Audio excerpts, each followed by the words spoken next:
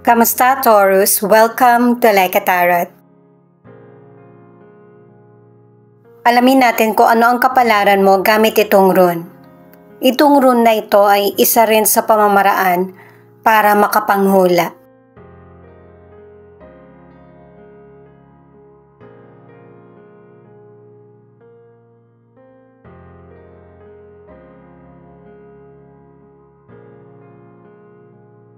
Itong Othella, nagkakaroon ng diskusyon tungkol sa hatian o pamana. Umiwas din sa mga scammer. Parang totoo yung ikukwento sa'yo. Madadala ka talaga. Gawin mong safe yung desisyon mo at saka pag-aksyon.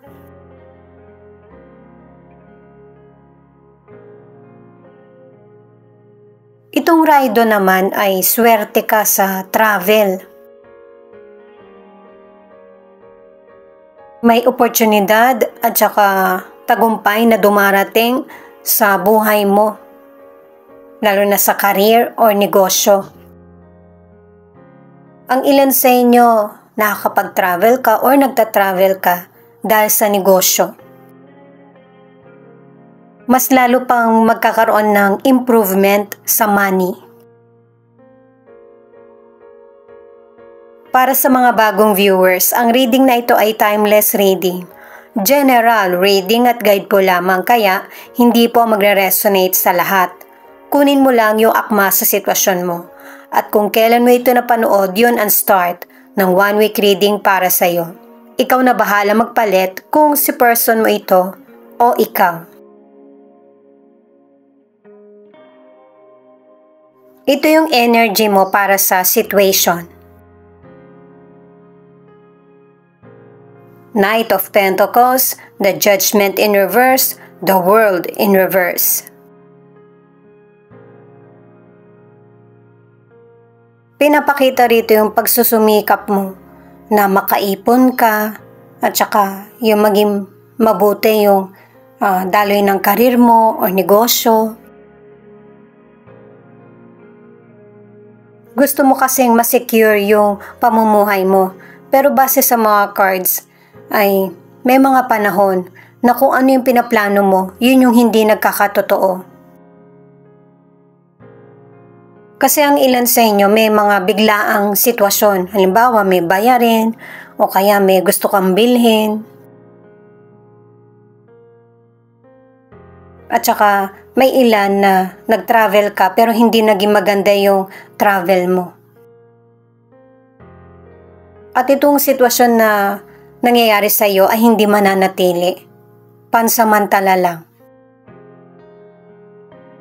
Sa career o negosyo, hindi ito yung magandang timing para sa pagbabago or kung gusto mo man magpalit ng trabaho. Kahit na tingin mo hindi pabor sa'yo yung nagiging trabaho mo. At ang advice ng mga cards ay gawin mo muna yung best mo bago ka magpalit ng trabaho. Kasi may ilan sa inyo na nagkakaroon ng misunderstanding sa trabaho. Dahil sa kakulangan sa teamwork at saka communication.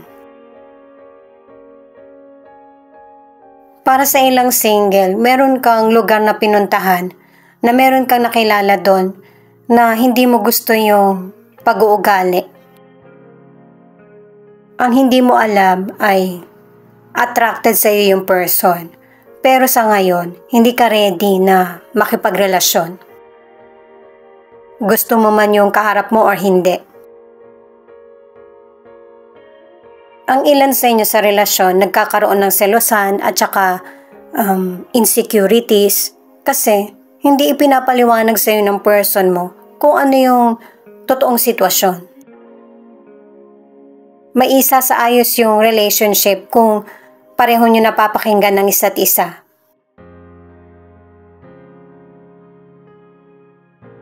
Queen of Pentacles in reverse, King of Pentacles in reverse, Four of Pentacles. Ito yung mga cards para sa hadlang.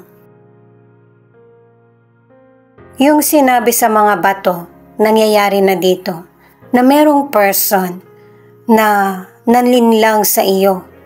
Kumbaga, pinaasa ka na akala mo kikita ka ng malaki. Wala naman kasing mabilis na nakita. Kailangan lahat paghihirapan mo. Kaya ang ilan sa inyo, nangihinayang ka sa malaking nawala na financial sa iyo. May ilang person na malaki yung nagastos mo dahil sa meron family member na nagkaroon ng sakit or kailangan mong tulungan.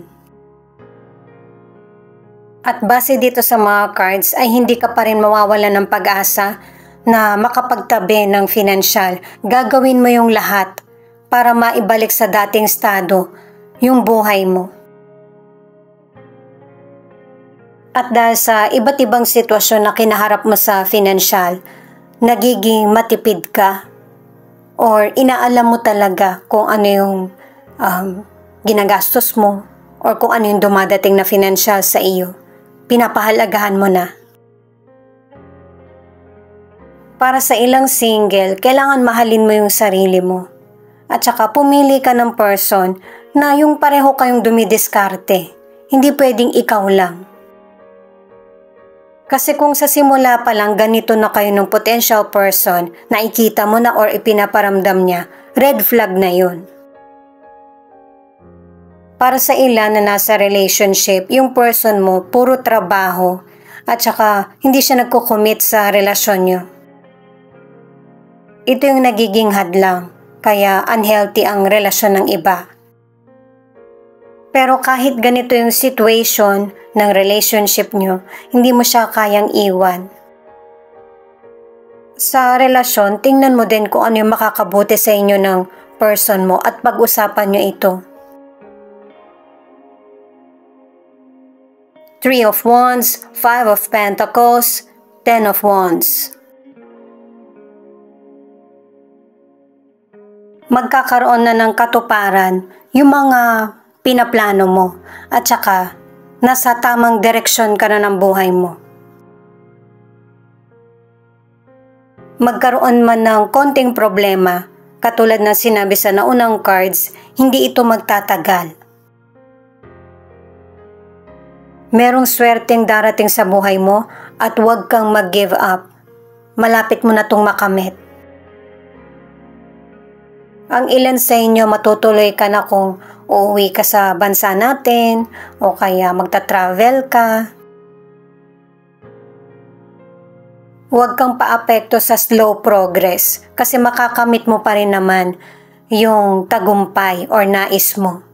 Kailangan ng tiyaga. Para sa ilan sa kalusugan, healthy yung kalusugan mo. Ang iwasan mo lang ay yung paapekto sa mga iba't ibang sitwasyon para hindi ka ma-stress. Kaya ito yung sinasabi kasi ito yung pagmumulan ng malubhang sakit. Hanggat maaari ay kailangan ibalanse mo yung emosyon mo. Panatiling happy at saka magpahinga at saka mag-vitamins. Para sa ilang single, may potential person na iniiwasan ka. Ayaw mong magkita kayo or makausap siya. Ito yung ikinakalungkot ng potential person kapag hindi ka niya nakikita or hindi ka niya nakakausap. Alam niya na hindi mo siya gusto. Kahit na hindi mo siya sagutin or ayaw mo sa kanya, ang gusto niya lang ay makita ka. Itong final card na outcome ay the Sun. Ibig sabihin nito guys ay hindi ka na maghahabol, hindi ka na maghahanap, kasi kung ano yung para sa iyo ay darating. Yun mismo yung hahanap sa iyo. Ibibigay kung ano yung milagro or blessings na para sa iyo. At saka mas marami ka nang nalaman, na experience sa buhay mo.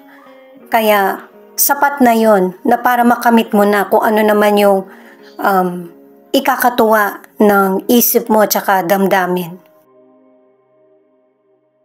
Yan yung magandang balik ng universe sa'yo sa mga paghihirap mo at saka pagsusumikap. I-let go mo na yung mga negative na nasa isip mo or nararamdaman kasi positive na yung chapter na sisimulan mo. Ang ilan sa inyo na nasa relationship, kung hindi ka tinatrato ng parehas ng person mo, mag-isip ka na ito ba talaga yung nararapat na relasyon para sa iyo. Kasi may ilan na nasa relationship na hindi mo kayang iwan yung person mo. Desisyon mo naman kasi iyan. Ang iba naman kahit na nagkakaroon kayo ng pagtatalo ng person mo or malamig man siya sa iyo, gusto mo pa rin ituloy ang relasyon nyo. Kasi naniniwala ka na yung relasyon nyo ng person mo ay maaayos. At totoo naman talaga kasi sa future, maganda na yung magiging kapalaran mo eh. Maipapahinga mo na yung damdamin mo at saka yung isip mo.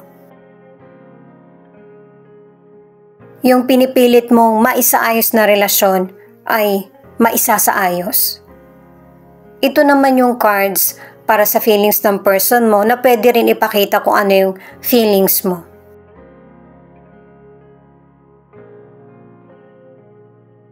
Sa relationship nyo ng person mo ay pinipilit mo na maibalik yung dating init or spark ng relasyon.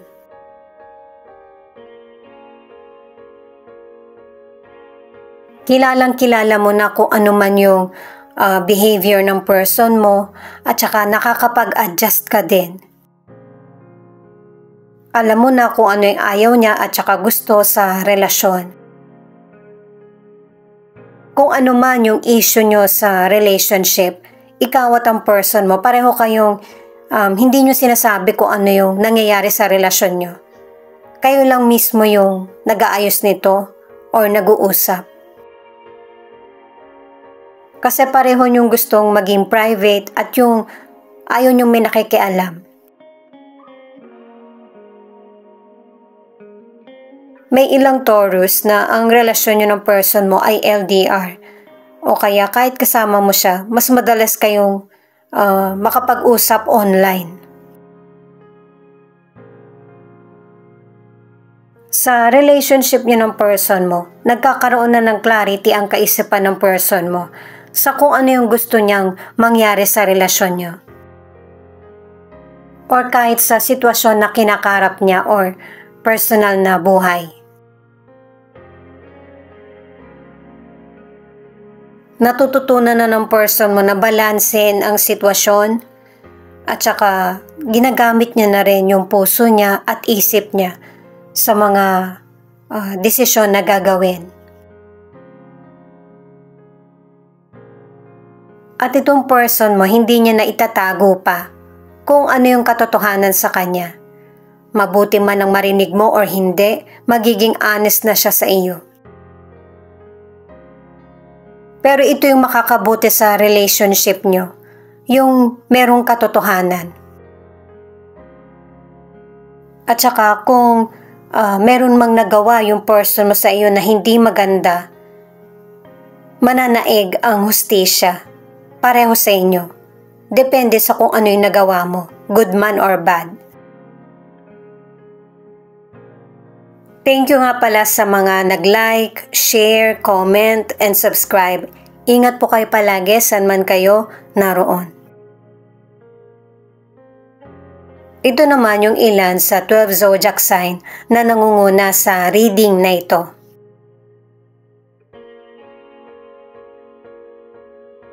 Cancer, Pisces, Libra, Taurus, Scorpio, Gemini. I-add ko lang para sa mga nasa relationship na magkaroon ng teamwork sa relasyon at saka maging responsable para mag-work yung relationship nyo. Ito naman yung letra na posibleng andito yung letra ng pangalan ng person mo or letra ng pangalan mo.